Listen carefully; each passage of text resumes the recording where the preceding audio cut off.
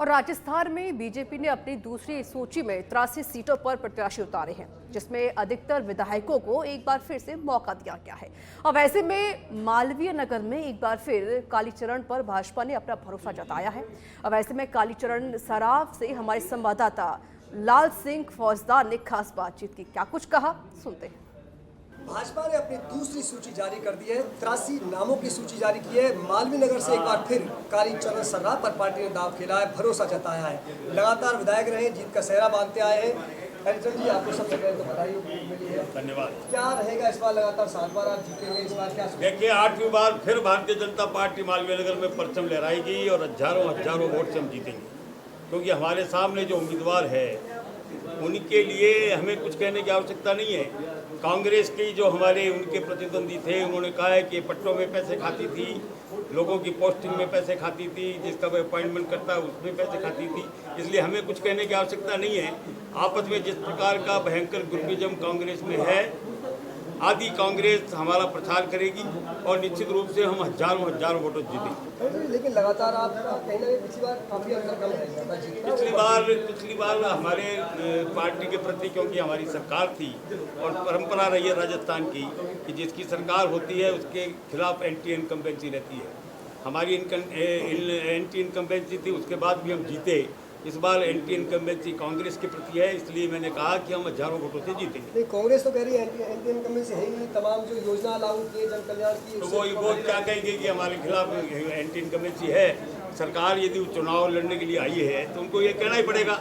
और उनके ही हमने नहीं, उनके एक मंत्री ने कहा कि फॉर्च्यूनर में जितनी सीटें हैं उतनी सीट भी यदि कांग्रेस की आ जाए तो ये उनके लिए सौभाग्य की बात होगी। आप अभी मीटिंग में उतर रहे हैं, लेकिन एक सवाल जो आप मालवीय की जनता से करें, जिन मुद्दों के साथ आप चुनाव, देखिए, मेरे प्रमुख रूप से 3-4 मुद्दे हैं। एक तो करतारपुरा नाला, जो हमारा कच्चा है नाला, जैसे हमने अमानिशा के नाले को द्रव्यवती नदी के रूप में परिवर्तित किया, उसी प्रकार से करतारपुरा नाले को हम पक्का करेंगे।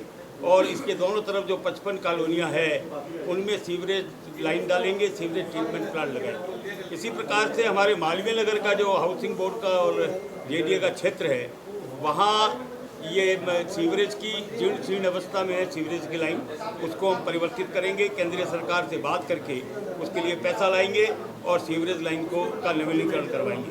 और तीसरा, जो ये तार, बिजली के तार जो अपने सड़क पे लटकते मिलते हैं, उनको अंडरग्राउंड करवाएंगे। और जो थड़ी की समस्या है हमारे मालवीय नगर में, उसका हम मुकम्मल इंतजाम करेंगे।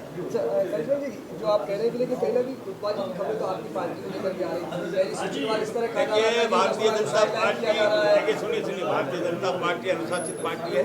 हमारे यहाँ कोई ग्रुपिज्म नहीं है, सब एक मुखी होकर के चुनाव लड़ते हैं। जब टिकट मिलते हैं तो स्वाभाविक रूप से जिनका टिकट कटता है उनको थोड़ा बहुत तकलीफ होती है, परंतु वो उसके बाद सब एक धारा में बहने लगते हैं। और भारतीय जनता पार्टी का जहाँ तक सवाल है, भारतीय जनता पार्टी तो गंगा का प्रभाव है। गंगा में जिस प्रकार से पत्थर साथ चलता है वो गोल होता जाता है, और जो पत्थर किनारे लग जाता है वो किनारे लग जाता है। इसी प्रकार से भारतीय जनता पार्टी में कोई ग्रुपिज्म नहीं है और सब एक मुखी होकर के चुनाव लड़ेंगे और जीतेंगे।